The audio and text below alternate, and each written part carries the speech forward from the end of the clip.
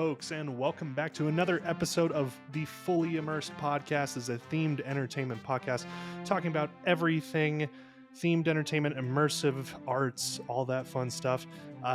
Today, getting into something that I've personally wanted to talk about for quite a while. We are talking about pricing. We're talking about value, perceived value. Why shit costs so much at these events that we go to, especially with a lot of them about to kick up. Universal Halloween Horror Nights coming up, a lot of other, fall events coming up, knots we've started to look at, all that fun stuff. So a lot of things coming up in the fall timeline, and a lot of things more expensive this year than last year. And why is that? We're going to rant a bit. It's probably going to lead from ticketing to a lot of other things once you get into the event, and why some people are cool paying for that stuff, and why maybe that drives the price up, why all this stuff costs what it does. I am Lane Calder. I am joined today once again by my good friends Spencer Bennett and Tobias Lerman Matante. Guys, what is up? Hello. Hi. Ew. Ew, I didn't like that. No. Yeah, today we're talking about pricing of shit, and why all of this feels like it's more, especially I feel like after maybe post-pandemic, like entertainment scape, like things have consistently gotten astronomically higher. It kind of feels like maybe that's just the general perception, but kind of getting into why things are what they are. And I would really like to kind of start that off, because I feel like when you're going to an event or an attraction or a theme park, anything like that, a show, even an immersive exhibit, etc. Whenever you're going to one of those things, the first thing that you ever do when you spend money is buy a ticket. So I kind of want to start the conversation there. And I think that all three of us kind of went through this recently, and that's why it's fresh in mind. We all recently bought tickets to Universal Halloween Horror Nights in Orlando at different times. And I noticed, for example, that it was pretty much the same price I paid last year for probably one less day. And there's a lot of reasons for that, especially with Universal having a new theme park and everything. But kind of want to get into that and why those prices are increasing, as well as compared to competition and kind of what they're going. So, guys, happy to take this in whichever direction you want to. Yeah, cool. Go ahead. I think Go for it. I think that, for example, with Universal, when we were buying our tickets, one of the things I noticed that I thought was kind of wild was the sheer amount of variations or tiers in ticketing for an event, especially like Halloween Horror Nights. Like the theme parks, it kind of feels like, okay, you have your GA and then you have your Fast Pass. And for the most part, that's kind of it, unless you're buying like a one-off VIP experience for a tour or something like that. But then like those specialty seasonal events, for this example, Halloween Horror Nights, there must have been at least 5-6 different tiers or variations of essentially the same ticket. And it's really, to me, become wild how people will spend, probably, like, I spent well over an hour just looking at pricing of stuff and trying their different deals with the hotels and everything, just to see what was the best bang for my buck. And like, why has it gotten so complicated like the last couple of years with trying to figure out how much an experience is actually going to cost you?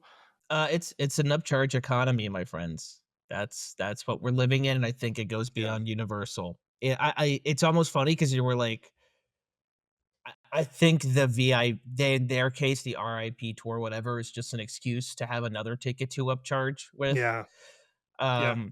It's not so much that, we want to do this. It's like, we can make more money if we do this. And I mean, we've seen that across the board. I think any event you go to, even outside the theme park industry, I'm sure concerts, like even festivals, concerts, whatever it is you're Sure. going to, there are 30 ticketing options, and that is because maybe it's by design. Honestly, if you confuse it and you're throwing the consumer in 50 different directions, it's kind of the car salesman technique. Just like, here's everything you can get.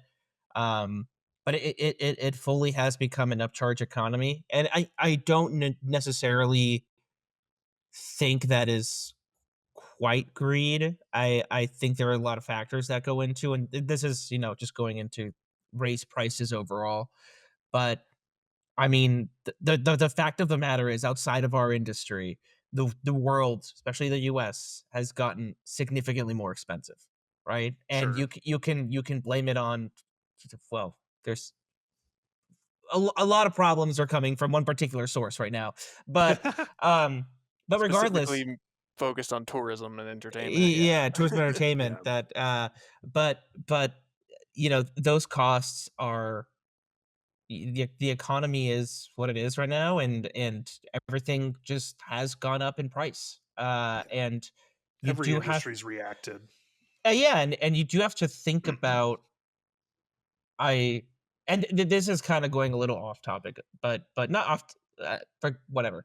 You got to think about also, maybe not Universal as much, but I guess maybe with Universal is like, these companies do have a bar to hit in terms of Yeah. quality, and because materials in particular have just gotten so expensive. Again, thank you, certain somebody with your stupid little tariffs.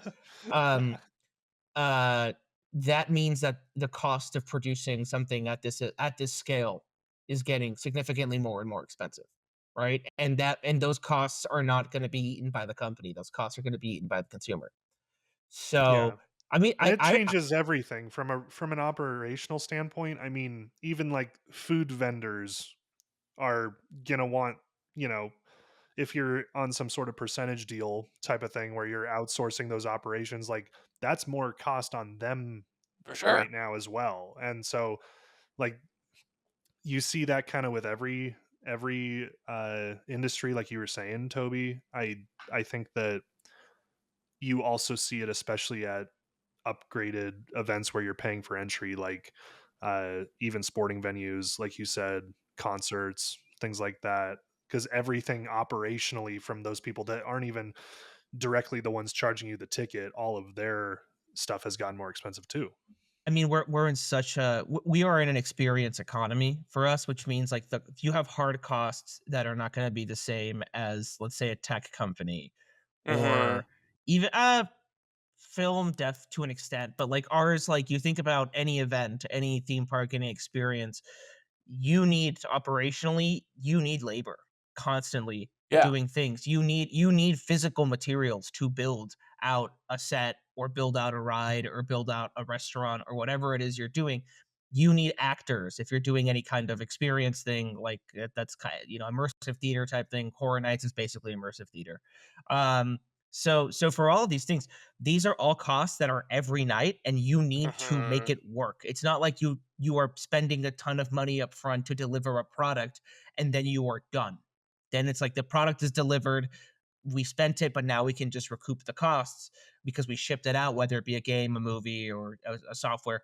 This industry is like, when you're running an event, or you're running any kind of this thing, every night you're going to have those same Yeah, you have a expenses. specific amount of overhead Yeah, I that you need to basically account for. Yeah, I mean, I do these kind of things all day long, think we all projection sheets, do. right? Yeah. Yeah. So you kinda, like, have to account in, how much is the load in setup, materials, installation labor, how much is the crew chief leading the installation labor, how much is the trucking or whatever to get materials there, like, there's every step of the way is a new cost. And so, like, comparing it to something like film where, like, you have your budget, right? And you have to pay for all of that as well, but like you said, Toby, there's, like, a cap, and it ends, and it's like, "Okay, we, allocated $200 million for a major blockbuster," and you usually kinda hover somewhere a little below, a little above, depending on the production, and it's kinda like, your break even is that times 2 when you're accounting for marketing and various other kind of studio costs. Like you said, in our industry, you're constantly catching up, So, like, you have a break even point that you'll project Yeah. of, let's say, we this much $50,000 for installation for Halloween Horror Nights house, for example. But then, like you said, every night you're paying actors, every night you're paying Yeah. operations, so like cast members to be running the actual house. You're paying for security there on site in case something goes wrong. You're paying for safety. Like, there's so many things that can go wrong, and you need to have accounted for in your budget. So yeah, I mean, the break even points are so high. but everyone wants to make profit too, right? Right. So you can't reaching your break even, it's like, okay, cool, we spun our wheels. Yeah. Yeah, But it's so much effort to run these things that you have to make a substantial amount of profit for it to be worthwhile doing. and And so, like you said, they push it on the consumer, right? The easiest way to accelerate that happening is to raise your ticket prices, to yeah, raise yeah, your concession prices. and you have a bar you have to hit, especially Absolutely. at the level of, I think, if you're Universal or you're even a Disney or I even, I'm sure 13th Floor Lane, or any event company. Let's say you're producing Coachella, right? Or you're producing Electric Forest or any of these other festivals. Yeah. People have come to expect a certain brand thing. Like, people have come to expect a certain level of quality, and I think to Sure. maintain that, it's not like you can just be like, well, it's more expensive, we can pull back. You cannot No, the charge the expectation is it's better the more expensive exactly. it is, right? Once you're at that level in experiential, people and you have that reputation, people are expecting that. But for to be able to achieve just what you did last year, it's costing more and more to do that. Yeah. And that is where, yeah, it gets pushed onto the consumer. And what is the problem right now on the consumer end with everything getting more expensive? It's, well, I need to look out for my money, right? I need If to I'm a make a consumer, choice, right? Do I I want have my e Netflix this month, or do I wanna go exactly. to Yeah. the new exhibit at the museum that is both a ticket to the museum and a $20 add-on to see the new exhibit, you know? Right. Exactly. Yeah. And yeah, so, that could also be part of the strategy right now with this, like, going back to the original point. It's what we kind of all, came back full circle, but I yeah, I think if you go to a regular person and you say you have to pay $60 for this experience, let's say, whatever, and you're like, "Oh, that's a lot of money right now. Times are tough. Money doesn't go as far as it Yeah. goes. Inflation's up." But then you say, "Hey, it's $40 for the base experience, and then, oh, also, if you want to do this, it's another $20." Suddenly, it's not your brain. It's not that scary. Yeah. You're not Mhm. thinking Right. I'm paying $60 and thinking, well, I'm paying $40, and oh, wait a second, now I want this other experience, or now I don't want to wait for this, or I read online that it gets really busy, so I'm just going Yeah. to pay for this instead. Mhm. These events are trying to have to find a way to trick the consumer in a lot of ways. And also, don't forget, one of the funniest reports that funniest and also most daunting reports was, did you guys see the whole thing with Coachella this year? Like, half of the attendees did it on payment plans. They didn't even pay for it all up front. Oh my Most god. people most people couldn't afford to go. That So they shit's were, I mean, wild. it's not quite Introducing more avenues to, get your profits, and then Yeah. if people default, then you make even more money on interest. Right. yeah, yeah. So As it shady and horrible as that sounds, and yeah, I think Lane, I mean, did you guys remember, let's just go back to the theme park industry. Did you guys remember it being this crazy, this weird? I mean, we can talk about ticketers later on because we've all had Sure. experience with ticketers. I mean, God knows we've all Yeah. worked with how many ticketers in our lifetimes at this point. Mhm.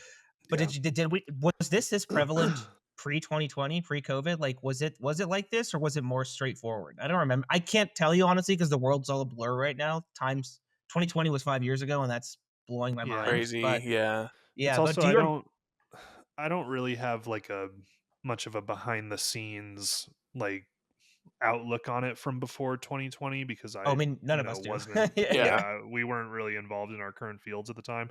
And so I think that it's kind of hard to say exactly like, how many ticketing softwares existed in 2018. We could look it up. But it definitely feels like there's a lot of folks offering varying but also like the same level of ticketing and in terms of like providers like you were saying, Toby, like we've joked around that a lot of them do essentially the same thing. Yeah, They've definitely, I would say that some softwares especially have adapted to kind of what you're saying about like the varying tiers, and they, events as well have figured out that there's that other edge of the society that doesn't want to spend a little here and then a bit more when they get in and a bit more after that, where they're rather like, I would rather pay it all up front and not have to think I'm buying anything all night, And also to know because what you're getting, right? I think there's a right. certain of risk on the consumer side of, am I gonna spend all this yeah, money, and am I gonna wait in lines the whole time, or am Hmm. I going to, and that have a poor experience because some jackass behind me is drunk and being ridiculous? Like, I almost wanna Right. secure my family having the time that they envision having. Sure. And so If I'm there's an gonna pay element of something, that I as might well. as well pay for Yeah. what I want, you know? Right. Yeah. It They almost know that those people exist too. Oh, for sure. Yeah, yeah. It almost sucks though, I think, on the experience side sometimes, because sometimes you wanna not tell people what it is. Sometimes you wanna kinda hide the experiential side of it all and make it kind of a secret and how it's gonna That's the operate, yeah. and I feel like nowadays, companies and producers and everything are having to tell you literally everything to make sure the person knows what value they're getting for their ticket, Mhm. which is insane. And, really talking about these ticketers, yeah, I think 2020 introduced really the concept of timed entry, like really For sure. big timed entry, because that was when you still Yeah. needed that because of capacities. But then that also became a way to increase and decrease ticket prices, I Mhm. think, as you're doing it, right? Because you're like, Adaptive pricing. Yeah. oh, dude, I mean, it's really funny. I like, for example, I just booked when I was booking my theme, not my Horror Nights tickets, my general tickets to Universal Studios Florida. I mean, to the resort to Orlando. Um, we got a 2-day pass. I got mine the day I got there, even though I'm not going to go to the park that day because it's valid all 5 days, or Right. whatever. Then you get there because it's cheaper that first day Yep. because it's not That's a what we Friday. did too. Yeah, you Yeah. Yeah, have that's to. what You we kind of did. have to because like, and this was not a thing before. Like, I don't think this was this big of a thing. Now you can literally see, and this is not just events. This is just going to a park or an experience. If depending on if you're going on a Wednesday or a Friday, you can see about a $30 ticket increase sometimes. Yeah.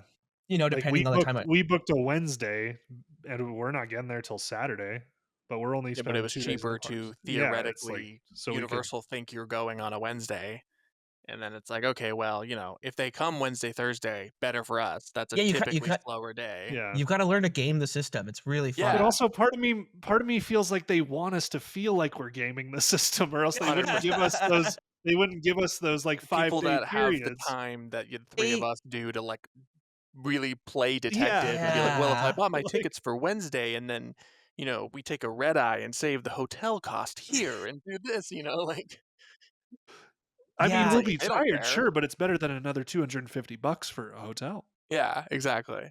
No, it's, yeah, I think it's yeah, I think it started, they took as old as time, movie theater ticketing, right? It was timed, because it yeah, was a screening of a film. It's a timed experience, yeah, and I think that they took that idea in 2020 when you had to really regulate capacity and people Yeah. inside the space, and you had to do it as efficiently as possible, and so that was kind of the compromise, and all these ticketers kinda latched onto that idea, and now I almost see it as an artificial scarcity sometimes. oh, yeah. They will make it seem as if it's busier, because a Saturday will be more expensive than a Wednesday, and it's like, well, is it worth spending more on a I Saturday? mean, I'll go on Yeah. Wednesday. we've all seen it, obviously, like, Yeah, and for sure. that's not like it could be, it's like we've all worked No, with no, them. it is. We're not gonna name anybody in particular, but we've worked with plenty of ticketers. That's intentional. Well, that's They the will. idea behind adaptive pricing, right? Is you're paying more for a peak time, even though data may not suggest it's a peak time. But we talk about the Rush of Fear pass. I mean, the idea that you get basically 12 days of Halloween Horror Nights for $200, but because it's in September when less people are inclined to go, they don't care about. If they Yeah. get more profit of people going in September, they're happy. They don't really care if people choose to do that instead. And also, a lot of people just by default of it being a Halloween event aren't going to go until October.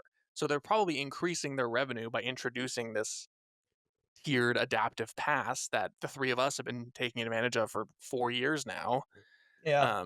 It's like they are Mostly because almost we don't carving mind out waiting an in line. audience that yeah, exactly. They're carving out an audience that almost wasn't there before.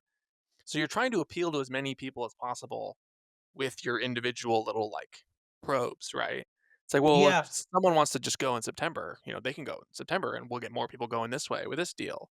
Um, or, like what we do. So but then I think we can move into just, let's there's so much there's actually this is a great topic, there's so much to talk about, 'cause I'm like, "Ooh, I wanna talk about the ticketers," and, like, the post, I think it was really Fever Up that kicked it all off, and, like, now the mhm. 300 different ticketers and how they work.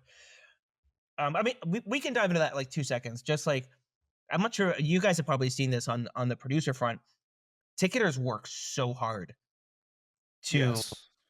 they no, but they work so hard to get you to partner with them or and100%. they are relentless because, They like, will throw in advances, they'll throw in lower percentages. When you're checking yeah, out somewhere and you see fees, those are typically straight to the ticketer, to everyone who wonders why every yeah, ticket yeah, they yeah, buy the has ticketer, 4 additional dollars because they take that yeah, off That the can top. bring us into a whole Ticketmaster conversation, but, but I mean, it's not everybody's seen just how, like, popular music acts are starting to, like, what is it? Cancel All tours American because 'cause they're not was selling it All tickets. American Rejects that's playing in backyards now because Yeah. they don't wanna give money to Ticketmaster, Well, Katy like Perry canceled her tour because she wasn't making enough money yeah. because it was just like people it wasn't worth it. Anyway, I mean, Toby, you were talking. no, no, it's good. To be fair, sometimes when they do it's like a double-edged sword because sometimes when they add that fee on, it's a way to make sure that you as the producer or the showrunner or whatever putting on this event are not having to take that fee out of your percentage, out of your ticket Mhm. sales, which and I know, like, if you're probably most people are thinking, "Oh, but the margins are not that great on these events." You know, it's already No, hard that's enough to like a make your money back. huge misunderstanding. They are not. They're No, no, no, very like, cheap. like, it's insane how much you end up spending. So, like, those fees often is how the ticketers make their money back. So it's nice on your end because as a producer, you're like, "I don't have to worry about $5 out of every ticket I sell going to whoever it is I partnered with."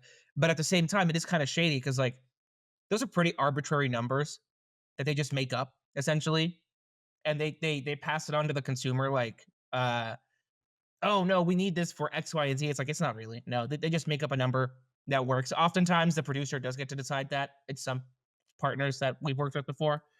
That's Um, how ticketers present themselves, all the different companies that, like we said, do the same thing. They offer different percentage deals and, "Well, we'll Yeah, actually, do this," yeah, or, "We'll, give you the money first, so you can potentially screw us and not give us our percentage," but it's like a trust thing, right? Like, there's so many yeah. moving pieces to this. Um Multi-year deals. Yeah, exactly, Yeah. no, I long-term mean, contracts, like and then it becomes an ecosystem for them. It's such an interesting world. I think that the post new ticketer, event ticketer world, and how Mhm. I mean they've gotten really shitty. But A lot of them I are, like, just startups, like, startup software companies I mean that, they're in terms of, like, smaller events and what they might be looking for where they're not trying to partner with a massive, ticket giant type thing. Yeah, and half of them are But apps on a phone. Like, you have burner yeah, phones effectively how you do admissions to these different exhibits and museums. I mean, when I was, I forget what museum I was at, but, like, they were scanning with phones, right? Like, that's sort of yeah. they make it as easy to integrate and start up as possible. Yeah, and I think that I mean, to be fair, I think that's also one, it's like a cost saver thing For if sure. you know, Exactly. like like if they're maybe a lot of it's hardware too. Like, your ticket company might only use one specific piece of hardware. They might only use zebra scanners. Zebra scanners are really expensive. You're Yeah. probably not going to pay for those, so it's like, hey, will you pay for our zebra scanners in terms of this percentage? Or, like, there's a lot that goes into that that's really crazy to think about. But Or we'll put a technology fee on the ticket and yeah. put it on the consumer, you Yes, know? exactly. yes, And I mean it so it's interesting. I mean, that and all of these ticket scanners by now are essentially just wrapped. A zebra is an android, like Yeah. a yeah. zebra is It's just it's Like an a a it's hooked android up just a thing phone, smartphone. with you know. light Yeah, it's on an just an Android android phone. Yeah. smartphone that has a scanner bake over it. and Yeah. and that's what they're doing with things that are using iPhones to scan into, like you were saying, exhibits, Spencer, at Mhm. museums and stuff. It's like, yeah, I mean, you can buy an old iPhone for nothing as long as it can scan a QR code. You're good, and that's, like, I think, just less upfront cost on both the ticketer if they're paying for it, but also the company if they're the ones paying for it, and that does change based on whatever your agreement is with them. Also And It's all data. of this really to weird. say, that's another reason why tickets are more Yeah, expensive because there's yeah, more cooks in the kitchen. yeah. There's more to this. There's more hardware now. It feels like, Mhm. By virtue of becoming simpler, it got more complicated. yeah, Yeah, yeah, yeah, yeah. exactly. Uh, okay. What was I gonna move on to? Oh, and then I guess now the mess, especially on the consumer front, that this has created in like buying a ticket to a theme park or especially a big one or a big event has suddenly become its own language. Mhm. Um, and Yeah. it's suddenly become this mind numbing. tedious, sometimes hour-long experience. Yeah. Extremely frustrating, Yeah. yeah. Toby, you said you And had your friends over and you had to do it for them?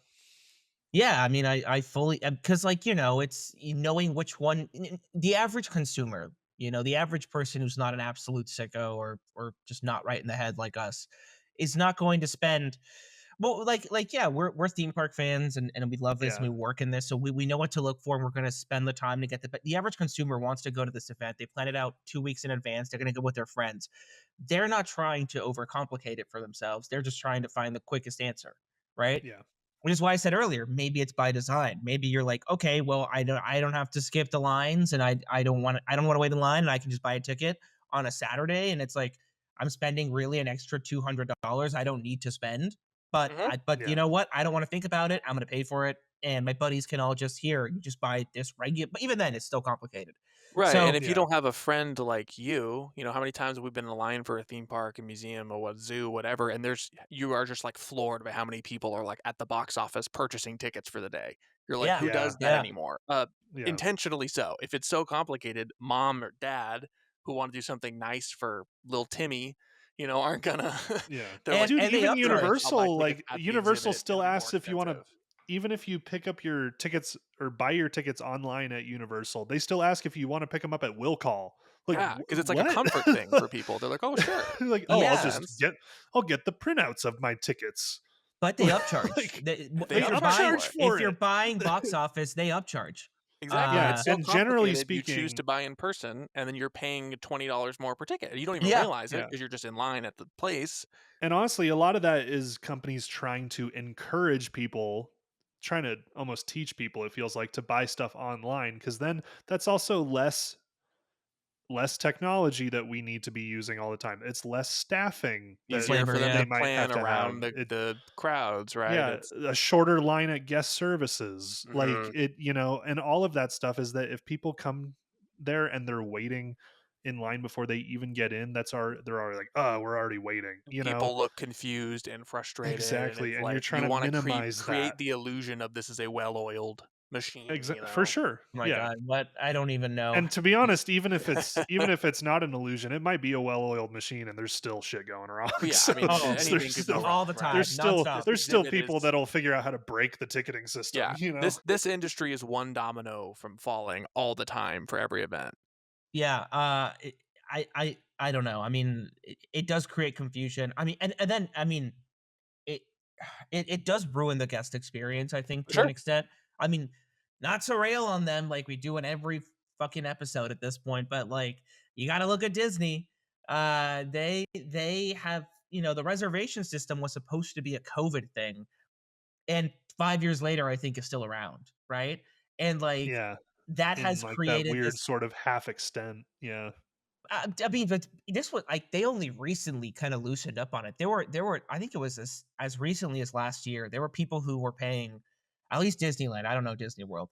Mhm. Disneyland is a very local park, and you had people who were paying $1,200 easy for the premium annual pass, no blackout dates, whatever, and still couldn't get reservations for entire months. They weren't blacked out, but because of the reservation system, which is usually prioritizing single day tickets, because that's where the more income comes from, a person Mhm. buying a whatever ticket versus a annual pass holder, that Annual that pass holders typically would spend less money on site, oh, I yeah, feel too. like, Yeah, yeah. you know? Oh, I mean, less Well, money for in sure, you're general not because buying merchandise and food, Yeah, you're popping in you're for a not couple paying parking. hours. right. You're not Right. paying I parking mean, if you're the highest tier. Like when we that's 30 had bucks. yeah, when I don't remember if you had one, Toby, but when Spencer and I during COVID in LA, we had the gold passes for Universal because they were so goddamn cheap.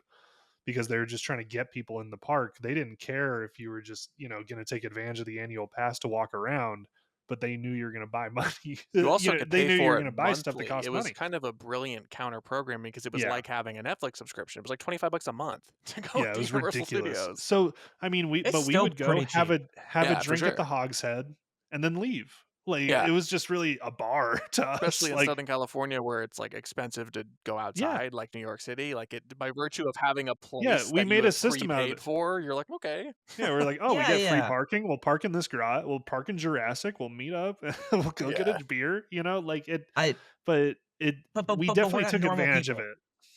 We're not Exactly. But normal we're people. We Exactly. we're definitely not took normal advantage of it, people. but we also paid for a lot of beers. So they definitely got I something out of us. I just think the normal consumer is overwhelmed. And this is Absolutely. just going into we're just talking getting into the fucking gate. We're just Mhm. talking having to get a reservation to go into the park. We're not talking Yeah. about every other upcharge. If like Fast Pass has gotten so fucking complicated now. Like there's your regular Fast Pass, but then there's also the single ride Fast Pass. And other Mhm. parks have adopted this, I feel like now, which is like you pay extra for the big rides, but you're like, I just paid $30 a person, so I just family of Have the 4, I privilege of just paid paying more for 120 the big extra ride. dollars and you can't even go on that ride, right? Yeah. Or Yeah. and then the virtual queue system, which in theory is fantastic, right? You're able to reserve a ride or reserve something that's going to have a 3-hour line and fuck off, go do other stuff and come back. But then you had, okay, well, and actually, no, you have to get there at 8 a.m. At 6 a.m., park opening, you got to rope drop it. And if you don't get it in the first 5 minutes for that particular good, you're shit out of luck. Dude, yeah. Remember Like that? that Remember race, dude, that race to Rise of the get to Resistance? not even Rise I remember like that race at rope drop to get to the fast pass machine for cars. Back in the This day, yeah. back in the day, But like at least it was like in person and like you had like now it's like people might just and not now even you know. had it. You're like, "I'm getting on this ride. I There have it," was a because it assigned logical it to you A to B immediately. though, right? It was like when you get in the park, you can either go get in line for the ride or you go in next to the machine, the kiosk, which is next to the ride, and you can get a pass for later. And it's a little ticket. It's like a parking meter. Like it's very there was A to B logic Dude, to I it. loved the little tickets, Yeah, it was like great. We used to collect them. yeah.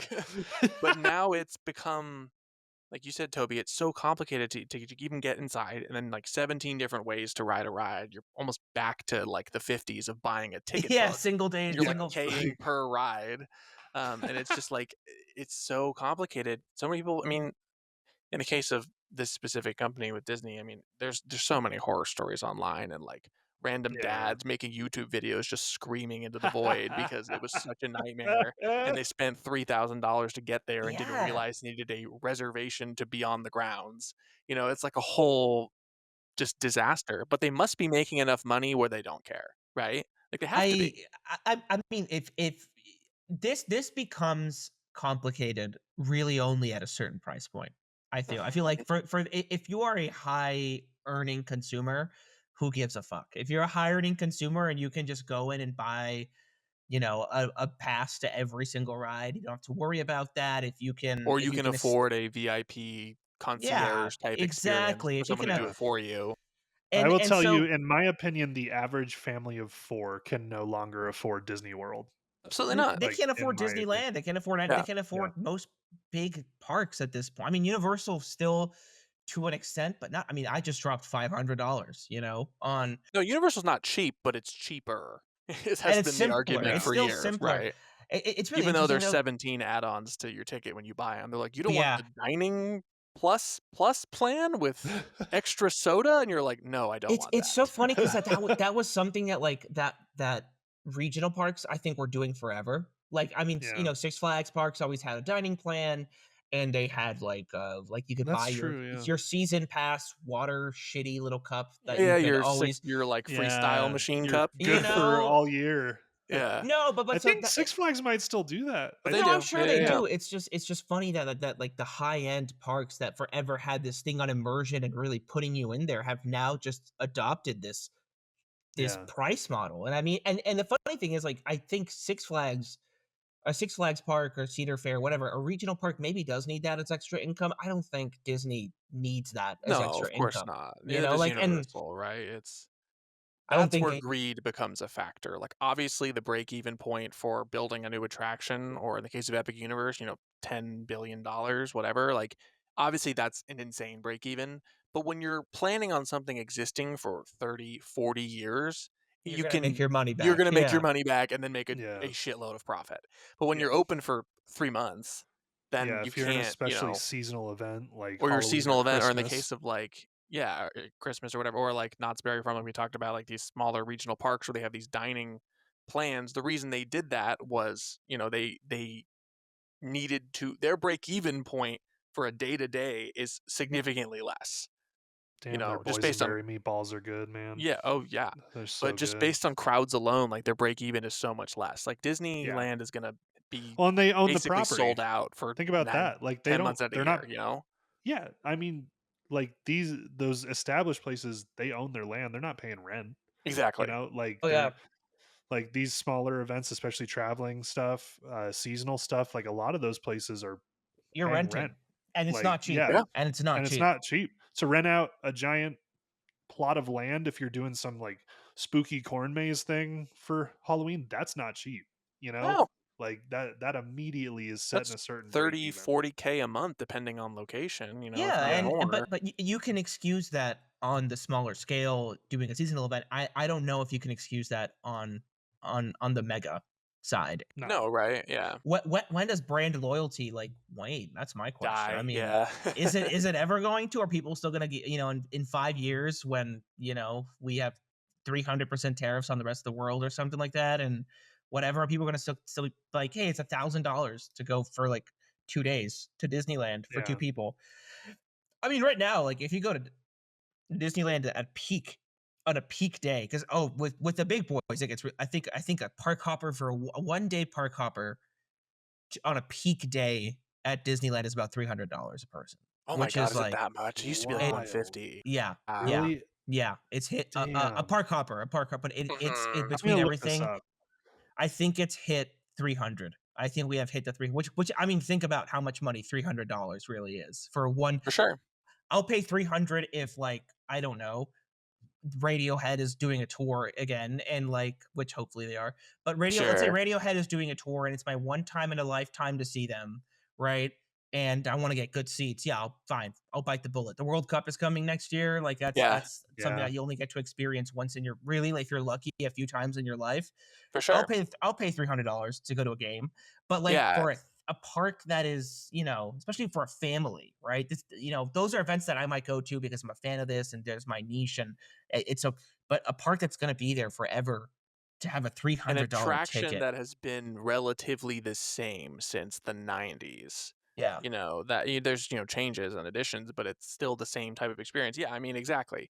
I think there's less of a like FOMO kind of sunk cost fallacy of like, well, I can't miss this. I'm gonna be traveling and I have to see this thing, so I'll pay them more money. Like, for instance, like my favorite band of all time is Oasis, right? They got back together, it was a Yeah. huge deal, and they only are playing like 5 cities in North America. So I'm going to LA. I'm spending $500 on flights Sure. and hotel for like 1 day to But watch it's the like, show. when are you gonna get that again? But when am I gonna get that experience again? So it's like I can rationalize that in my head Yeah. versus like and Ticketmaster knows that, right? And they're taking advantage of that by jacking up the prices. Like half of these Sure, artists, and that's sure. a big misunderstanding with people too, is like they blame the artists. Half the artists don't even like their managers, whatever. It's so out of their hands Yep. to how this stuff works. They're just signing contracts put in front of them. They're not reading shit. That's what agents and publicists are for. Um, but in like you don't mind spending the money for something like that, or in the case of like museums, right? Like institutions, like nonprofits, aquariums, zoos, like for me, I can rationalize well, their overhead is so much, paying to Yeah. run these exhibits. And also, Yeah. like in the case of like traveling exhibits, these museums pay to have them there. So they're charging Yeah. extra to pay for the overhead of installing that new And thing. it's something unique, like, and Unique. that's where I fall on, like, realistic. Let's be real. Like, why do I hate to, because I do we all love Disney parks, we do, but we Of have course, to. yeah. What is the last major addition? Like, true, I'm talking worth the price of Galaxy's Edge, maybe? So it's funny you say that, Toby, because as you say that, I am currently on the Disneyland website. I didn't buy one, loaded it in my cart. A 1 day tier five, don't know what tier five means. It didn't tell me what tier five means. I don't know what that means. I think it's the most One expensive day, day. yeah, I guess so. That must be tiers of demand. I don't know. But even that's just brand confusion on purpose. Exactly, that's what You I'm know? saying. 1 day tier 5 park hopper ticket. This is a park hopper ticket, 2 parks this Saturday, and it was, like, right about I think it was, like, 298, 300. And then I added Lightning Lane Multipass, which brought it to 303, not including 1 day parking, which is $35. Total It's 35 now, wow. $338 for You know one how much it day is for a at 2-day Disneyland. ticket with a brand new theme park in Orlando? 220. Oh. It is literally a third cheaper for a brand new, Yeah. completely new theme park. That's just That's madness. crazy, dude. But Yeah. Like, I that's I yeah, I and where's the People pay value? it, like, But they where's get the va away with it. They yeah, have to it's be. so funny. We just spent this whole time, right now, we just spent all this time talking about consumer value and convincing the person that it is worth it to spend your hard-earned cash, and they get away with it. yeah, They're Teflon. I mean, I get it, you're Disney. Everyone Mhm. dreams of it, but, like, yeah, I mean, like, the last true unique expansion, I think, that was worthy of a price increase was Galaxy's Edge. 'Cause I Mhm. Mickey and Minnie's is a clone, right? So, like, I yeah, don't think sure, maybe. Tiana's is a reskin. Mhm. Um, Avengers Campus is a bad ride and some photo ops. Um, I'm not even like, they have done such amazing things, but it's interesting that, No, like, you it's like, I agree because I find myself doing that too, and I'm like, "God, I sound like such a, like, internet, like, shill for the other side," but that's not it's no, genuine. Like, I'm just frustrated because I it's want that loving the company, yeah. yeah, and, like, It's wanting frustration and, like, it's not it's knowing what the experience could be, having experienced it, you know, yeah, versus now how difficult it is, and, like, my aunt just took my, like, nieces and nephews or not my nieces, she only has boys, nephews. I have lots of family. Anyway, she just took yeah, my nephews, and it was like they spent so much money, and they were so confused, and they rode, like, 4 things, and they were like, "It kinda sucks now." And it's like, that's not true, but that's the takeaway because the user experience kinda sucks now. And I it's yeah, think you'll see a horrible, lot of, like, bad reviews for smaller scale stuff that we work on, where people are just confused by it and how much it cost and what they're paying for, that in turn it became the whole experience becomes negative even if they did enjoy it. I yeah, think this now to stop bagging on Disney, Yeah. this is a symptom, I think, of the overall immersive industry as a whole, is that we have cool, we are at the cutting edge of technology always, always. That is one of the coolest things about being but at the same time, we are not thinking about the average consumer experience nearly enough because that is true, like you said, for smaller exhibitions that We have we've to worked on. justify our existence, right? Exactly, but at the same time, like, because everything is on your phone now, and there's so many times where, like, you're like, "I want to integrate," we can't afford we wanna put in an AR experience, but we can't Mhm. afford to give a headset to everybody, so you do it on your phone, but then you have to download an app for that, and then you have to Uh-huh. explain how to use that app, and then you have to have people who maybe are not the most tech savvy, right? We're pretty young-ish, yeah, Yeah. and then you generally have speaking. to have some sort of tutorial playing in the queue or people that you're paying to be there explaining it. Showing people how to do it, yeah. Yeah, and it's a way you can miss Another out on cost. yeah, Yeah, and oh, a but lot of also just cost. missing out on, like, there and, I guess there it's so hard, I think, and it's a growing pain maybe of our industry just becoming and also in true interactivity becoming such a big part of the word immersive now Mhm. and everything having play so deeply integrated into it.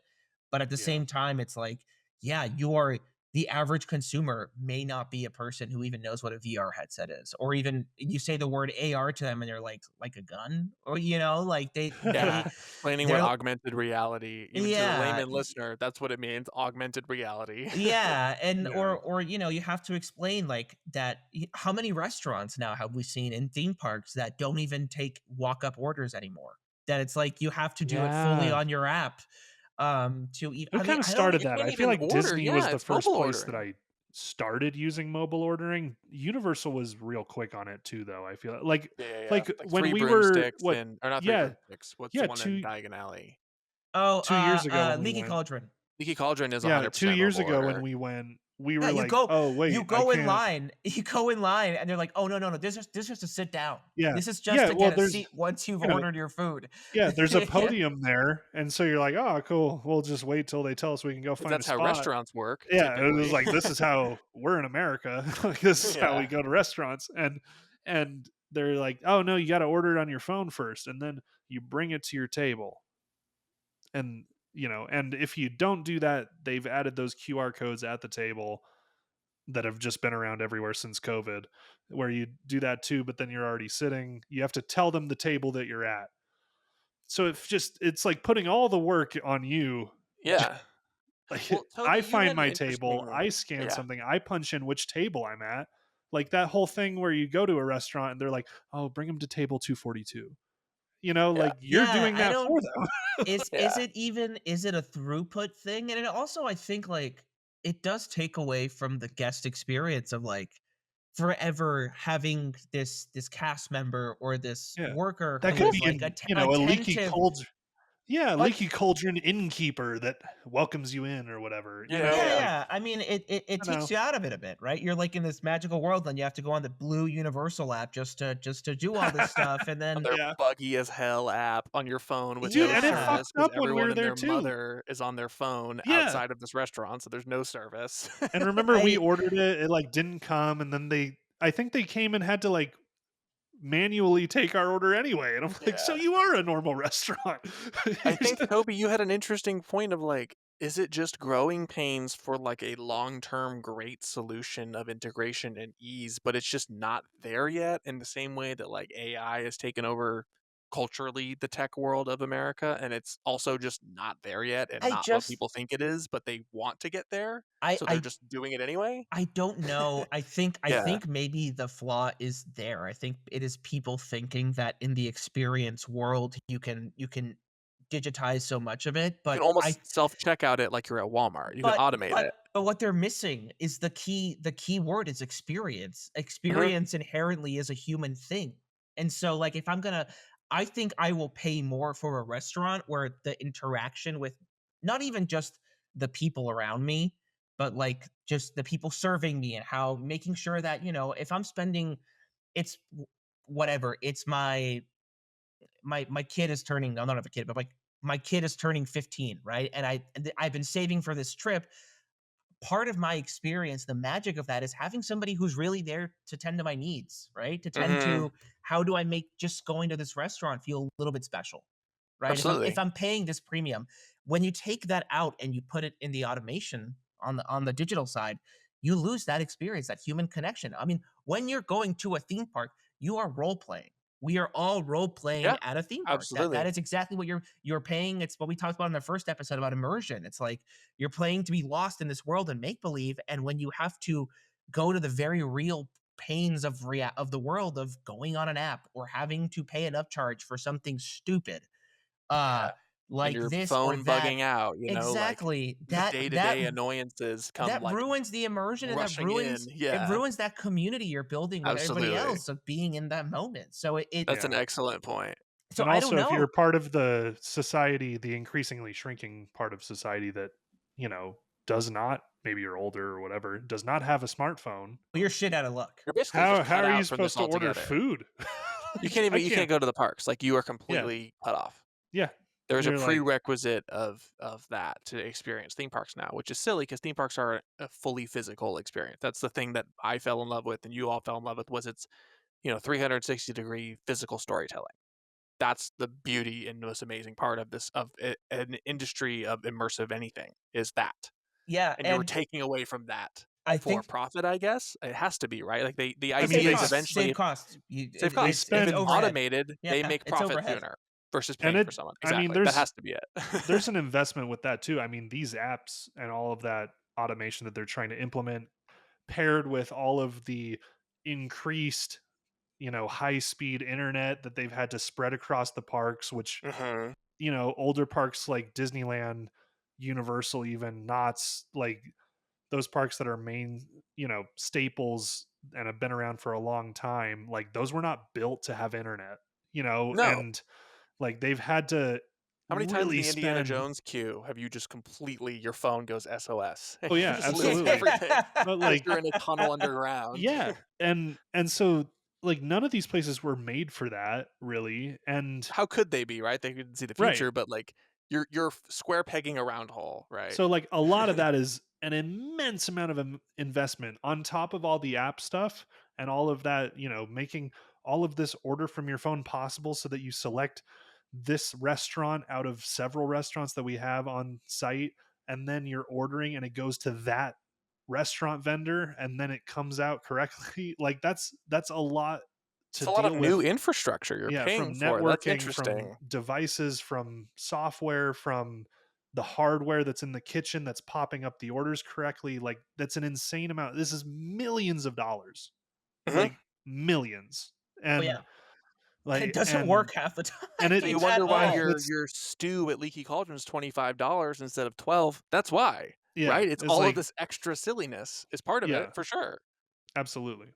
Yeah. Yeah, I think what we could move on to now is talk about upcharge and experiences when they do it right, I guess, because there are examples of upcharging within world, like paying for something extra, but again, double-edged sword. And I we can talk big scale, we can talk, I don't know, we can talk Omega Mart, Meow Wolf's Omega Mart in Vegas. You can pay $5 extra for a little key card that like is a physical little Yeah. thing, and you get a lot of the story through there. And it's an extra $5 charge, but you're on person, it's a physical thing you buy.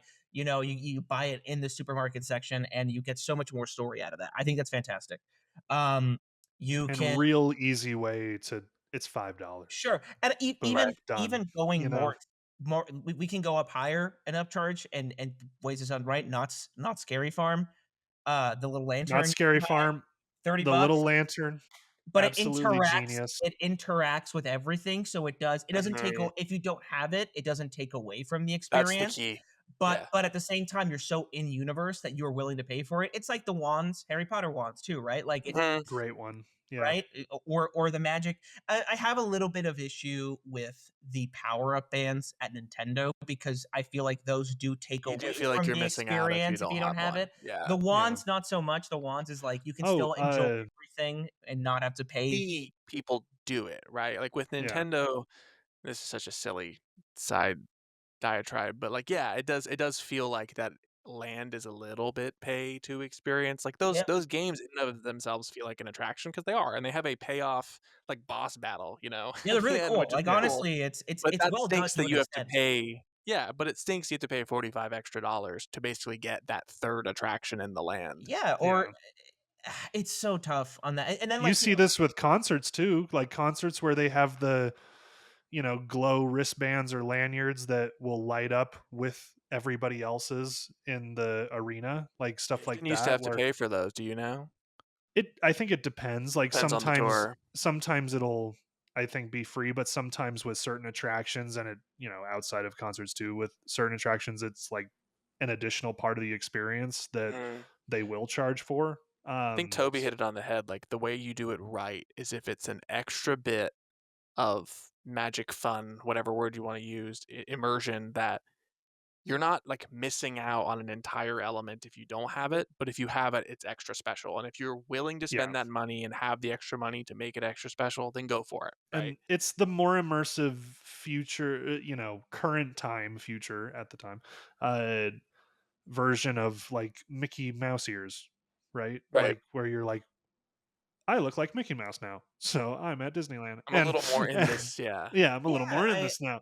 I really Or the robes at Harry Potter, Sure. everybody's wearing robes, like sure. Yeah, Make you feel more a part of it, yeah. I wish that people were invested. I mean, I think it's maybe a little harder at a smaller scale as an experience if you're maybe a zoo or maybe you're an aquarium or a Sure. touring exhibition or whatever, even a museum. It's harder to pull that off, yeah, to do that. But at the same time, I think you can put if you put in the effort to Yeah. find a way to make it feel like an add-on that is in universe and makes Mhm. your experience that much more special, people will pay for it. I'd Yeah. rather pay an extra 20 bucks for that than 20 extra dollars for a VIP package that doesn't do anything. That just It gets me doesn't like really yeah. do a anything. t-shirt I at the will, end or something, you Yeah, know? that I buy for $15 and have yeah, it not have to do the whole extra ticketing. No, I think, with the you talk about, like, the way zoos and aquariums and museums can do it. I mean, the comes to mind is, like, the San Diego Zoo Safari Park, and then up here in Washington, there's this thing called the Northwest Trek, which is, like, a Mhm. wildlife sanctuary with, like, reindeer and moose and, like, local mm, animals and stuff, and it's really cool, and it's just, 50 acres or whatever on in the woods, right? So they have a, like, electric vehicle, and the San Diego Safari Park has it as well, that you can kind of circle this prairie where the animals are, and it's kinda like you're gonna potentially see all this. It's like that natural experience, and you can pay more to be in like a Jeep with a biologist who's going to point things out to you, Yeah. but you're not getting an experience that you otherwise wouldn't get. You can still see the animals, you still go into Right. the space, but if you wanna spend the more money to make sure you get to See feed a stuff. giraffe or Yeah. something, you can, but you still are probably gonna see a giraffe anyway, Yeah, right? yeah, Yeah. there's, oh my god, the Atlanta Aquarium does that really Mm, well. I mean, Oh, yeah. theirs is more extreme because it's a significantly pricier upcharge, but, like, right. their biggest thing is that enormous tank they have that Yeah, is, yeah, the like, where they have open the whale ocean or whatever it's sharks called, the yeah. whale sharks and the manta rays, and that thing is like, walking in to see that thing is already mind-blowing. It is probably the most impressive aquarium I've ever seen in my life, but there is an upcharge where you can get in a suit and go in there, Yeah, and and that's, like, not yeah, yeah. yeah, like, not That's quite the same crazy. level, but not quite, I Yeah. mean, you also have to be, like, crazy enough, like, I don't know. Part of me's always wanted to do it because I feel like it'd Sure, be awesome to swim alongside manta rays of course. Yeah. and whale sharks 'cause they're freaking beautiful creatures. At the same time, that's a big tank. But it's like, for instance, it's like if you were to go and they said, "You have to pay more to see this thing, to see Yeah. the exhibit Oh, that's I'd But be oh, pissed. dude, baked like into even our but attraction," right? It's like going to Nintendo and you're like, "Yeah, you could ride these 2 things, and there's a 3rd ride, but unless you spend a $55 power up, you're not gonna see it." Yeah, It's not yeah, like you can experience it if you don't get the points in the oh, dude, game or something, and like, that would be Hollywood fun. in Hollywood's is particularly egregious because I feel like at least Epic Universes and even Japan's, you have 2 rides. I mean, Yeah, Epic, you have 2 3 additional rides. You have 3 attractions. rides. You have no, now Japan too. So now every other Nintendo, you have 2 attractions. You have 3 attractions to keep you busy, right? And if you wanna do the power-ups and stuff, you can do them. Here, So it's it like becomes a yeah, superfluous whatever, you know? superfluous. and here you've got 1 attraction, and that is it. The rest And is you all have really all of the the people trying to do that 2nd one because it's another thing in this Yeah. brand new yeah. not brand new now, but recently opened land, but you gotta pay more. Think about even like stuff like that. Like they're finding more ways to bake that in as they're developing it, I think. Oh, And 100%. Oh, yeah. because if What's you the think extra about like, piece? I mean, like something that we grew up sort of near that Spencer and I that has always been around is like Alcatraz. And like Alcatraz, you pay for the tour, right? You get on the boat, you go over there, you do your jailhouse tour, you leave. There's alcohol on the boat, which is brilliant because now they're making money off of that. They're making money on you the 20 minutes that it takes to get to the island. So they're making cash that whole time. And and then the minute you get there, there's the audio tour, which you don't have to do, but you could do it, and then But you know it's more. pretty much essential to a It's pretty better much experience. absolutely essential to the Yeah. experience, It's like, yeah, or the else only you're just like, I don't know where I am. Like, you can look at shit or you can understand what you're looking at for Yeah, $20. exactly. You're like, why are there dummies in these beds? And so there's all that, but then as well, you could do that normal Alcatraz tour, or you could also pay a little more and do the nighttime flashlight tour. Like where here's this whole other experience. Even if you did the normal Alcatraz tour, you've never seen it at night. That's fair. Yeah. You might as Yeah. well come back and do it again. It's how many ways And can that's we a resell national this park. thing? That's or Yeah. sorry, state park, I No, believe. it's like Like a that is national monument, I'm yeah, pretty it's a sure. national monument, and like there's several different upcharge experiences, and there always really have been in our lifetime. Yeah. Yeah, but those are also, like, more playing into revisitability, I guess, Yeah, like, they're that's a reselling reason the same thing to come again. Yeah, back and do it. That's fine. I mean, like you said, that's been around forever. It's not like getting to pay a ton of money to go for the first time and you can't do stuff because you have to Mhm. pay yeah, even more for that, and that just feels nasty and deceitful at that point. I mean, Yeah, but again, another great I didn't think about this of upcharge that works is themed drinks and themed food. At absolutely. any I mean, how so many true. you 2 in particular, when you used to go to horror nights, how many of those freaking slime shit, what were they called? Do you remember what I'm talking The about? Ecto Cooler, the The Ecto greatest beer of all the Oh, Ecto time. coolers did you buy? so And good. they were like, what, $8 a pop? No, more. Oh, no, they were like $16 a pop. Well, they're tall boys, right? Yeah, yeah, you're getting a little extra So bang for your honestly, buck, but they're not cheap. that's not crazy for a tall boy at a theme park. Like But it's any still like, where can you get an ecto cooler? they're They're fucking cashing brilliant in. too. They Yeah. put them in the line too, the little carts. They're Oh like, And they "I know yeah. and you they're want they're another they're Dude, one. Don't our worry." Ghostbusters cart themed, Yeah, like, yeah, Knott's like exactly. Has caught on to that as well. The carts in Me the too. line. In the Halloween events I've worked, like it, and really outside of that too is any like adult age event where most of the people there are 21 plus. Put a fucking bar cart in the middle of the queue, you will absolutely make a killing. Like, but, Yeah, my argument is if you theme it better. If 100%. you make oh, it for a sure. part of the experience, right? Like, I'll pay if I go to a bar and I mean, to be fair, if you go to any Custom bar beer at an event. eh, if you go to a bar in LA and you have to pay $18, it's pretty normal nowadays, but For let's sure. say Yeah. we're living a fantasy whatever. I gotta pay 22 bucks a drink, which is that's like that's a nice meal. Yeah, a decent meal for that. Yeah, I'm not gonna pay that. But if I'm at like something that is super themed and the drink is themed to my favorite IP or my favorite or part of the Mm. experience, and you can only get it there, fine, I'll drop the 22 bucks that one time to do that. I mean, the ecto There's cooler an I bought, element of exclusivity, right? yeah, Like, I only bought that's the kinda ecto it. cooler. I only bought the ecto cooler because had Ghostbusters on it the first Yeah, time. it's lime yeah, green, it lights up. It's Yeah, it like you're looks like, "Oh, it's" when you're about to go in the Ghostbusters house and you it's so slam a cool. Slimer beer, you're like, "This is so fun." You Yeah. know? yeah. Well, I I mean, think like something we that would have Epic never oh, sorry, spent go ahead. so much. Sorry, we would have never spent, I think, as much money at Hogshead when we had season passes if we weren't able to get the Hogshead brew, which you can It only wasn't get like a s there. exclusive Yeah, item there, right? I think Epic yeah, has, like, a different beer for each land. There's, like, a yeah. mead in Brilliant. Dragons, there's a Dude, dark Duff ale beer in in Dark Simpsons Universe, Land, Duff, yeah. which is How much money have I delicious. spent on Dufftoberfest during October, you know? Dufftoberfest is It's delicious. super good, yeah.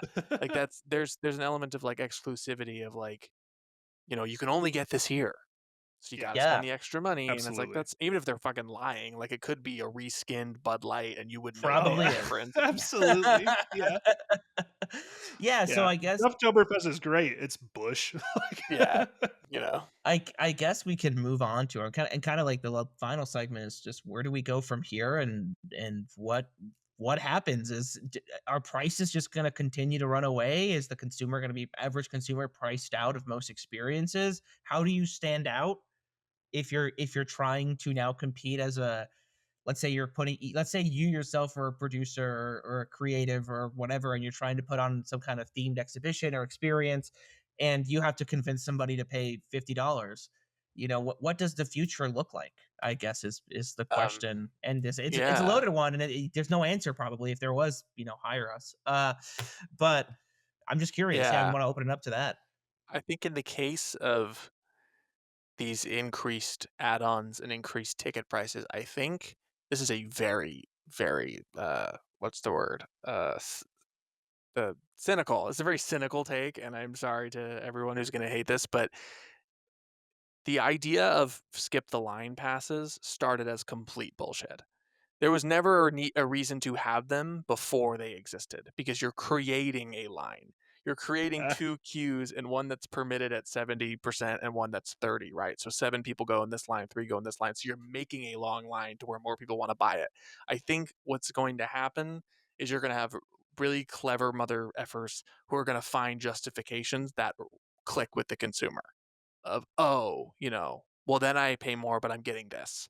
Yeah, I'll pay more Oh, for the skip the line so because so now it's impossible and it makes sense to me. I'm seeing the problem and thinking, "I'm special. I'm yeah, gonna have a better experience." well, You're artificially creating a problem and solving it, you know? if you wanted to be a good Yeah, guy in that situation and not be shitty, you could also bake in special cues into a VIP like that looks different and you get some kind of exclusive. I think extra was it experience. didn't Knott's do that with Knott's briefly did that, I think, with their hunt where they had like a key that was like a VIP ticket, but you also got special rooms in the houses that you wouldn't get without it. Oh, I didn't know that, that's cool. oh, It didn't last huh, long. It was like a few Yeah, years. I think it was Knott's. That's really fun. I mean, then I would feel less ripped off at least, you know? yeah, I yeah, think that's where you're gonna get where I think the problem in the eyes of the industry is not that you're ripping people off, and it's that people see that you're ripping them off. So if you can this is and again, I'm sorry, this is horribly cynical, and the 3 of us do this for a living, and, like, we all hope this doesn't happen, but, like, they created an entire industry of VIP skip the line that was never necessary. Like, this is what is gonna happen when, I guess, when they see through this new tech, new whatever that they're spending money on hand over fist, and you're gonna some gene marketing genius is gonna find a rationale that convinces the consumer the cost is fine. But right now we haven't had that yet, so everyone's pissed. Yeah. That's my My cynical my take. my response is that people vote with their wallets. Absolutely. And you can shit, if you keep raising the price on somebody or you keep adding those other tiers and people keep paying for that top tier, why would you stop? Like Mhm. it in terms of a making money standpoint, if you can offer something that you're certain, a slight enhancement to the experience or something a bit more themed or like I will never go to Not Scary Farm again without doing the buffet. I've Yeah. already done it. Buffet kicks ass, man. Do I've the already done the For buffet. an buffet. extra I've meal already and done the early buffet. admission. Yeah, you get early admission, you get as much food as you want, and you get a special photo taken in front of a step and repeat that other people don't get to do. You get a Mhm. special entrance to the park and the event. Like there's a lot going for it and they've priced it at a way where you're like, "Oh, okay, it's just like a fancy dinner." You know? It's extra And $30, I'm gonna eat anyway, yeah, you know? exactly. And And there's and actors, you which know, is so And fun. I mean, and there's that actors. is, antithetical to what I said. That's a wonderful Yeah, experience. the buffet's That's very awesome. much worth doing. Yeah, it is a Knott's. Will wonderful experience. thank you, Yeah. Knott's Berry Farm Thank you, for Yeah. Knots, for Thank you having for the integrity. buffet. Like it is so good and but that's the thing is that I'm always going to pay for it. They could charge another $10 for the buffet and you know what? I'd fucking do it. Like And you know what it is so brilliant too, is they're not losing any money. That restaurant is a no. buffet. They're just giving you the extras in a trough, and they're like, "Eat up, piggies. Eat Here's" piggy. Yeah, Yeah. yeah. "Here's an Yeah. extra entrance. All we're Yeah. doing is letting you Yeah. inside. We're We're just just putting a opening the rope sooner." yeah. Like, These guys don't even have to scare you. They just have to make you feel awkward and walk around yeah. and talk to you at your table. Are Like, it's are so brilliant. are you guys staying on site when you're going to Epic and Horror Nights We're this staying year? at Terra Luna, We're yeah. staying at Terra Luna. Because Oh, we get nice. Epic early admission, and it was, like, cheaper than Yeah. Cabana Bay, and we were like, "Whatever, we'll just do it." Yeah, we're staying at we're staying at Aventura, which is a new Aventura. Nice. I'm one. glad we Yeah. all kept the sanctity of Cabana Bay for the 3 of us. That's where Dude, we go literally, that together. was I was telling Ellie that. Ellie's my girl. We were talking about it. I was like, Cabana Bay is not for everybody. Cabana Bay is actually That's our just for special us place. Cabana nerds Bay who is for the boys. Yeah. but regardless, one of the good add-ons. I mean, first of all, you don't when you're tired and coming from home from horror nights, 3 nights in a row, I don't want to pay. I don't want to stay off site. I don't want to take an Uber or No, whatever the yeah, yeah, fuck. yeah. Also, you get early entry if you're stay on site to horror nights. So that's another little add-on that helps, incentivize. Um, so back to sorry, that was a little non sequitur, but I guess No, moving that's cool. ahead and what the future holds. What do you think? Um, Where do you think this goes? Dude, I don't fucking know. I Yeah. have so many. Uh, I I I wonder at what point people realize or that the juice is not worth the squeeze with this tech. Squeeze. And Yeah. I mean, I don't think it will be a problem though moving forward because people are becoming more tech savvy and the older generations are just not going to be around. That's a weird, really dark thing to Yeah. say, but I No, mean, it's it's true. real. It's true. I Yeah. mean, No, these you're the right. right? If Epic Universe is a 40+ year investment, these are all multi-year investment, multi-decade investments that by that point, the people who don't know how to use a smartphone right now, they're not going to be going to a Who theme park cares? in 40 years. Yeah. So They're I not do gonna think be experiencing this? I do worry though. I do think that maybe it's going to be who can crack the code of obviously you have to make throughput as efficient as possible, Mhm. but who can still keep the human side of the experience while doing that? And they are the ones who are ultimately going to survive. I do wonder, I'm like, is brand loyalty going to be as strong as it is in 20, 30 years? In 20 years, fuck it. I am Well, worried that's about, so interesting, like, the younger generation, if this is all they know of, different theme Yeah. park resorts, then to them, they don't have the affinity, right? It's like a different your affinity is for a different time. That's a good point, I Toby. mean, and I dude, like we used to be such big Disney nerds and Absolutely. we're not anymore really. Like we love Disneyland and Disney World, but it's not like that's not my park of choice. It's not and it hasn't been for since before yeah, COVID. It's super funny. If you asked me when I was 16 years old what the best park in Florida was, I would have probably told you a Disney park. If you ask me right now what the best park in Florida is, I'm gonna say Islands of Adventure. Um, which is and that's not because, it's just it's a simpler experience. Everything is still more cohesive. There's not as many out. You can just enjoy the park. If you're And Um, it's weighing in, more like you bang for said, your buck. right, value is a Yeah, it's huge it's very part of rounded that. out. I mean, that park, Yeah. you've got good themed thrill rides, you've got family rides, you've got dark rides. You don't have shows. Like, that park needs to get a show for They the need love of entertainment God. bad. Yeah. Yeah. They have no entertainment. But I do think it doesn't feel like I'm getting squeezed out of my money when I'm working, when I'm going to that theme park. It feels like the most complete experience, right? I'm And just they That's got what I I was mean, they trying to got green say. eggs and Once you yeah. can get people to not feel like they're being squeezed, you won. Yes. Make people feel that way. Yeah, yeah, I'm glad Yeah. it hits. And so Yeah. maybe that's the future, and maybe for smaller attractions too, it's like if you're a themed exhibition and you wanna find a way to make that extra revenue, because upcharge is how you make that extra bottom Yeah. dollar that maybe makes you profitable, makes you able to put it on for another show. There might be a more natural immersive way to do that. But like you said, the wallet is what speaks. If in Mhm. 10 years it costs you $500 to go to Disneyland, and inflation has not hit, where $500 is worth $10 today. You know what I'm saying? Like, Wages and don't keep up, yeah. Yeah. people still pay for that, then they're never going to change, There's right? no I mean, bottom, yeah. right now, when I was buying tickets, Rush of Fear completely available. Express passes for a lot of things sold out. Sold out, dude. And Yeah. Yeah, it's like, Got and I gone. mean, you could make the argument that people are like, "Oh, well, I'm just gonna pay for that because I only wanna do one night because I don't wanna pay for a sure, bunch of sure, hotel." sure. But, like, damn, like, that's like, objectively, if you take out the hotel and you're like, which flight days are better for you and whatever the hell, like,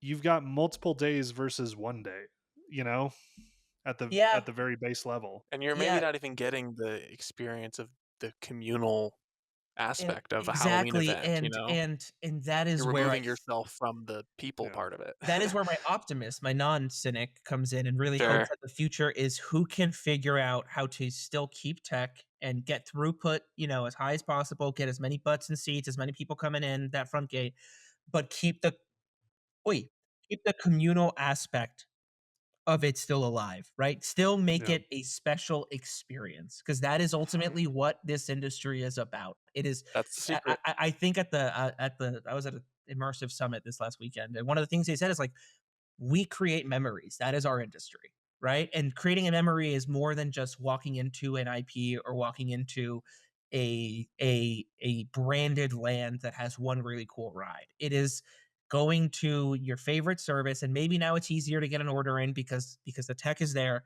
But also, I don't know, let's say you have a special needs child, and or they can't eat certain things, or they can't do certain things, but that park has figured out how to make sure that they feel like they are a princess or they are a pirate or whatever it is, and playing into that fantasy while still using the tech to maybe let them know ahead of time that you're coming in and that's happening, and you can still deliver that thing. That kid's and that family's going to remember that forever, and then when they're like, where do you want to go back to, it's going to be that park. That's how you create those memories also, because then that kid's going to grow up and have their own kids, hopefully, and then they're going to be like, okay, where do I want to take them? Well, I remember being here and I had other places didn't accommodate me, but this place really made it special.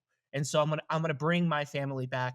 If these parks make it so bad and so horrible, as an experience where you are just finally going to Disney World or Disneyland or whatever, Universal, and then Yeah. your day sucks, then when you grow up, you're gonna remember that.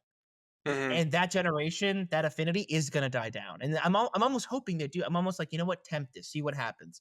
Hopefully in 10 years, 15 years, 20 years, when hopefully if we're still around, hopefully, World War 15 hasn't broken out by then, and no one's on fire. Wow, that's a Um, lot of wars. well, um, but I'm hoping that the parks that or the experiences that now try to make that quick buck and squeeze people and make it horrible, they people remember that growing up. And they don't take Yeah. their kids there, but the ones that put in the effort to keep that community and keep that experience and keep that magic in the future with the tech integrated are the ones that those memories are going to be passed down, and people are going to want to go back to those parks. So I think, yeah, just just don't be a shitty corporation, I guess, is what it comes down to. Like, at the end of the day, the guest is making their own story. That's why we all fell in love with this, is we're the protagonist of this experience, and we're gonna remember these memories for the rest of our lives, and that's why we're sickos. Make the Put that experience first, and whoever can figure that out with everything else going on, and I get it, it's tough times, things are expensive, materials are expensive, you have to make your bottom line, that's fine, but whoever can figure out how to do that and not sacrifice the guest experience in the process is going to come out in the long term. Not saying now. I'm not saying even 5 years from now. But in the long term, that's how you build brand affinity, you know? We grew up coming off of the golden era of Disney. So for us, Disney is, still the gold standard. I don't know if that's going to be the case for all these kids growing up with Epic Universe and Yeah. Islands of Adventure, right? And their parents taking them there instead and having a better time, getting to just roam around and talk to little animatronic dragons than having to wait in a 2-hour line and have their parents spend all this money just to meet a princess. Yeah. Eloquently said, Eloquently Tobias. said. Standing ovation. Wow. Yeah.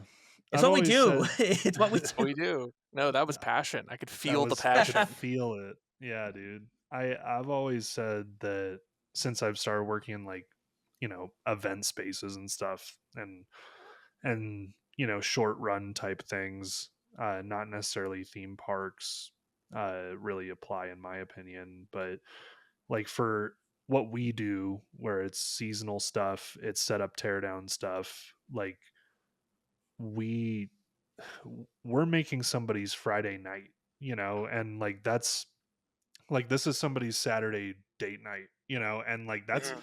that's a lot of responsibility, and you don't want to mess that up.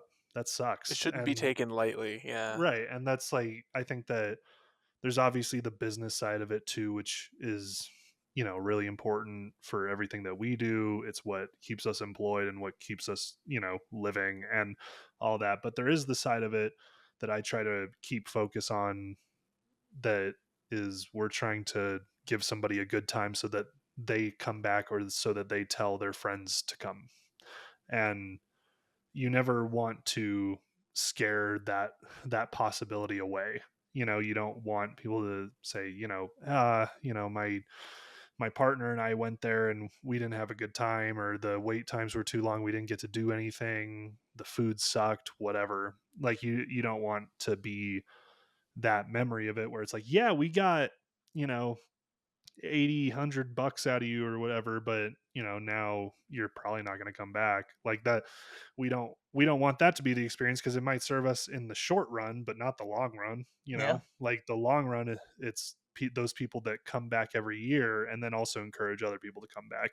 And so it'll be a really interesting, kind of what you were saying, Toby, like long term study to see how the big boys, the theme parks, deal with that, as they continue to undercut each other, specifically like Universal undercutting Disney. And frankly, I've heard a lot more families tell me that they like going to Universal, or they brought their kids to Universal recently versus Disney, because it's more affordable. If you're going with friends, it's more adult friendly. You can get alcohol easier, like so it'll be a pretty interesting study though, money wise, to see how that ends up long term. Yeah.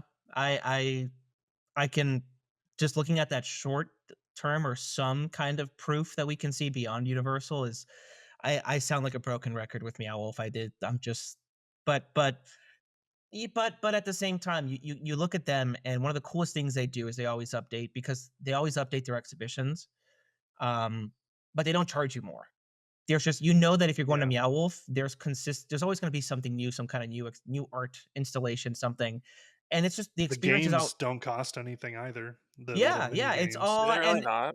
And then the drinks they have, a lot of them have Yeah. bars, and they're a separate thing, and, they're so well themed in universe that you're just like, "Yeah, I kinda wanna stay here and hang out and drink." And I mean, they put a lot of care into their stuff. I have to, like, I know that, like, they work with local artists, and they really try to ethically expand and do it the best they can. I mean, but you can see the success that they have had from being a bunch of weirdos doing art collective stuff to building what has, I mean, in our lifetimes, I think this is the closest we've had to the birth of a major themed brand.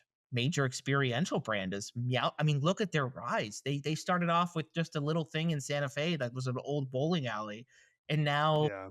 they've got what? They have Denver, Santa Fe, Vegas, 2 in Texas, and I think there's the one coming to LA that, like, so, like, now Yeah. you've It's a got brand new major player. Yeah. yeah, Yeah, and you've got Denver was a completely new build too. I think a lot of yeah, them have been, yeah, I and believe. and and they did it in a way that, like, I think a ticket's like 40 to 60 bucks. It's not super expensive. You've got Yeah. 5 Lower out if you're local. Like yeah, it's like $10 less and for and us they if we and go to they Denver. get they get repeat visitors, I'm pretty sure, like, that you can and Oh, it's a I've been to the Denver one at least 4 times now. oh, once the one out here opens up, I'm gonna be going all the time. Yeah. Yeah. So, like but they do it in a way that, I'm not priced out. I'm not and the Yeah. upcharge never feels egregious. It feels like they care, and it feels like I can spend 5 hours there. Yeah. There are some major theme parks that I will not spend 5 hours in Yeah. because by like 3 hours in, I'm like, "This sucks. I am bored. Mhm. I did what I wanted to do. I'm out." So I think they're really interesting, and I'm wondering if who the next one is gonna be, but for the time being, I think they're a great case study Yeah. to look at. I Dude, mean Cas as a local, like, one-off thing, Casa Bonita feels like such a bang for your buck, and everybody that I tell the price to, like, family and whatever, they're like, "Oh, that's not bad. It's like 45 bucks, and that yeah, includes your food." Like, it includes everything, all of the shows, all of the activities, and you can stay there as long as you want. Like, you don't have to yeah, leave. They're not gonna make you leave until they close, and the only thing that isn't included is alcohol. That's it. Like, it's great. pretty wild. And And it's still beautiful, right? Like, it's still a oh, stunning yeah, location. It's absolutely. Yeah. Yeah, yeah, it's, so but they've found a way to, in my opinion, as a consumer, like, I don't work there or anything, but, like, as somebody who has been there a few times now, they've definitely, in my opinion, cornered what the average person in my area is willing to spend for an experience like that. Yeah. it's such an interesting thing to think about what comes next. I really don't know. I do, and I also like we talked about this a billion times. Is like if the big boys keep pricing people out and not offering it, is that a cat? Oh Yeah, meow meow. kitty cats Aw. here. If they keep, are these other players going to really start taking that bites out of the market? It's no, you don't have to, you no longer have to just go to Southern California or Central Florida to find entertainment at that level in Yeah. the US, I think. So Yeah. Very much. Yeah.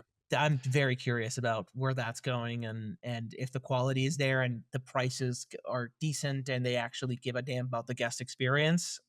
Why would you pay so much to go have a shittier experience? Sure, at a bigger scale and with IP that you like, why not? Your kids like it, but if they spent all this money to go to Disney World and they had more fun at Meow Wolf, then you're in trouble. That would be crazy. Yeah, Yeah. so I think that's that on this I think that conversation, which is I no think that was a longer great way. no longer a money conversation. It just kind of became like No. it's like a money, tech, and the future of like the guest Yeah. experience, I Well, it's about guess. guest Value, experience, I right? It's think. about value. Value is a good. Value for the Yeah. guest experience.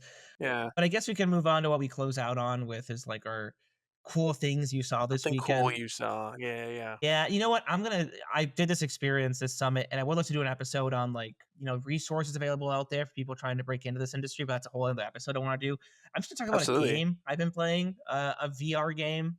That there's a new Alien VR game that dropped. Do you have a headset? Ooh. I didn't know I that. have a PSVR headset, which is the Oh, stupidest, okay. stupidest waste of money I ever did. But I still have it. And so I'm a big Alien fan, and I was like, "Oh, it's pretty good as far as a Yeah. VR game go It's spooky. You're constantly checking your shoulder for xenomorphs, and Yeah. yeah, I really gotta commend where VR gaming is going and has gotten lately. So, if you can keep delivering stuff like that, I don't know. I've been playing it for like 2 days straight. It's a spooky good time, and I love Oh, blasting yeah. xenomorphs and being in that Yeah. world. So that's my stupid little thing this week. That's a thing that I just always am like waiting for it to be good enough. Like once you can Yeah. not have someone put on a clunky headset, that's gonna be such a Game changer, yeah. incredible game Yeah. changer. But right now it's just like it's just not quite there yet. Comfort matters for these kinds of things, and it's yeah. I'll go, I guess. I went to the Washington Midsummer Renaissance Fair. That was Yeah. Oh! super fun, yeah, Did you what a dress good up? time. I did, I mean, nothing crazy, my girlfriend Nicole was dressed as a fairy with her friend, who's also a fairy, and then me and, our other friend, we just kinda wore, like, white shirts and unbuttoned and kinda tried to do more, like, peasant look, I I dress suppose. that's Yeah, the go-to for any Yeah, Renaissance fair if you're a dude and you don't know what to wear, like, yeah. I was a Just peasant as well. Just put yeah, on just some dress shirt. like a smithy, and you're yeah. Yeah, good to go. just look like a bum, and then there you Yeah, go. exactly, Yeah, that's the but it was a ton of fun. I mean, it's, like, themed food, there was, like, full-on entertainment, they had, yeah. like, Yeah, the joust, and there was, like, people, like, falconers, like, with birds that were trained to, like, retrieve things, and it was just, like, I don't know, I had never experienced one of those before, and I get it. It's always one of those kind of corners of the entertainment and fairs and expos and whatever that I had never been interested in, I guess, and then one day we saw an ad for it here, and You're we're like, like, "Let's "Fuck check it it." out," and it was Yeah. so much fun, like, tons of, like, merchandise, like, vendors and crafts and booths and all this stuff, and there was, they're like, a so sick. dungeon museum that somebody built of, like, Yeah, torture devices, like, just a lot of fun. Themed beer, of course, an add-on. I did buy heck some, yeah, some grog, as they say. Some Uh, grog. yeah, I had heck some yeah. black midnight black beer that was tasty but heavy. But yeah, it was cool. I quite enjoyed it. Maybe I'll throw some pictures on the edit of the stuff that I saw, but Sure. yeah, good time, good time. Nice. Lane? I honestly have not had a whole lot of time to explore stuff like that lately. It's for us Halloween folks, it's getting real busy right now. Halloween's kind of tomorrow in my opinion. Uh but I I mean I think I talked about the Renaissance fair that I went to up here at some point. Was that on an episode that I I chatted don't know. about I that? think you maybe just told me about it. Really? I mean, it was probably like a month ago now. We went back to the Colorado Renaissance Fair, Renaissance Festival, and same thing. I mean, super detailed. There's actually the one I was really impressed. The one in Colorado has a lot of permanent structures like facades, Yeah, yeah. and I didn't expect that when we first went. Similar thing though, a lot of markets and stuff. And jousting and all that sort of thing. They had mead, which was pretty sick. I think they had like blueberry mead and one Nice. other kind, I think, which very tasty. And steak on a steak is great. Just did you have any of that? Did they No, have anything like that? I had just, like, fries. I didn't get Oh, I gotcha. don't eat Oh, meat, dude. so, like, if you are a vegetarian, the Renaissance Fair is a little less, uh, engineered for you in the food department, for obvious reasons, but Yeah. yeah. Did yours have, like, the giant swings, like, the giant wooden, like, wicker Yeah, people they swings and the Mayday poles and all that? yeah, they've Yeah, got the stuff LA one like has that that. too. Okay. Yeah, the petting zoos and Yes, whatnot. I there was a pony that had a unicorn horn on, and I got Yeah. really into that. No, no, that was a unicorn, Spencer. That Fed was a him some unicorn. treats. I Yeah, no, I I would fed a love to unicorn some see treats. Spencer petting a pony with a unicorn thing on, because Oh, you yeah, I because will send you some photos, big boy. Yeah. oh my Several god, yeah, because shows too. Did yours have shows? Yeah, full on shows, Yeah, a lot of yeah, like, like, yeah. little like theater singing house kinda sea vibe. shanties and shit. Like Yeah. that was kind of fun. Yeah. I, like, strongly considered purchasing, like, a lyre or a lyre, I don't know how you say it, but the little stringed instrument, and I was like, "I could Oh, destroy one of A these in a lute? song." yeah. Lute, is that what it is? I don't A know. lute is like the one that's like this, and it's like a really big It's got, thing. like, the circular kind of Yeah. That's a lute. teardrop That's a body, lute. okay. Yeah, I was like, Yeah. I could play some tasty licks Dude, on this. honestly, what For your next song, drop your next Yeah, song all on my lute. next tasty song, licks. all on lute.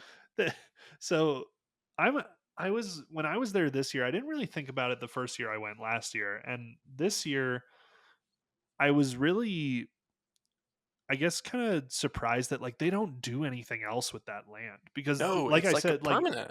yeah, when I came back, I was like, oh, these are all the same facades that were here last year. Like this is like built in, and this is all they use it for. And I was like, that would be so interesting to see, a medieval setting like this stationed to Hallows Eve or to some sort of like Christmas time market. Like Kinda or, like, some kind of like, pagan festival like that would be right, cool, like yeah. something like that would be sick. And I mean, I understand why they don't do it if they're making enough money in like 8 weeks to 8 weekends at that. They're not even open during the week, like 8 2 months, yeah. weekends, and then they're chilling for the rest of the year. Like, I get that, but it would be so cool to see, I guess, something more seasonal like that come from an event like that. Maybe there are Yeah, some out there that reutilize that space throughout the year, but who evidently knows? not the one here.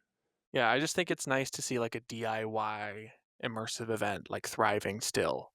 It's just, like, kinda Sure. fun to see, Yeah. like, people putting in like, even just the consumer putting in the effort to Yeah, and contribute to the experience was neat. I'm a we fan. were talking, like, we talked to a couple of the performers and stuff who, they stay in character and everything, but like that's their life. Like, Yeah, for sure. they perform the, sword swallowing show, like, and that's what they do. They do the 8 weekends here in Denver, and then they move on and do them somewhere else at some other Ren festival around the country, and they just, like, drive around all year. And then they're like, "I'll be back here next year." It's like, that's so wild that there's Yeah, still, there it's basically like an offshoot of a carny. It's just kinda yeah, funny. it's Yeah, really interesting, but, like, yeah, it and a lot more themed out than, like, a carnival, obviously, absolutely. Yeah, but, yeah. like, yeah, it is pretty crazy.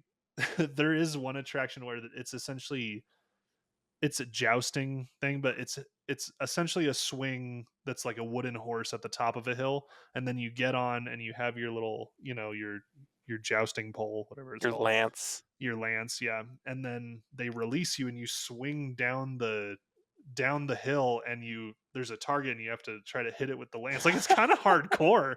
That's crazy, I yeah. was like, that's wild. I mean, I was like 2 meads in, so I was like, I can't do that right now, but that's pretty sick. So we're doing an episode on Ren fairs is what I'm hearing. We have to, Yeah, oh, yeah. Sounds like absolutely, yeah. it. Okay, yeah. Okay, Yeah. great. I think that does that wrap it up? I think I so. think so, guys. Well, thank you, one and all. You got through another episode of Fully Immersed. Check us out on socials at Fully Immersed Pod on both Instagram and YouTube as well. We're uploading these on YouTube. And check us out wherever you're watching this now, Spotify, etc., Apple Podcasts. Give us 5 stars if you can. Mean a lot to us. Help kind of drive us up the popularity charts a bit and start growing this community that we've started. Again, big thanks to Spencer Bennett, Tobias Lerman Matante. I am Lane Calder. We will be back with you next Wednesday. Bye.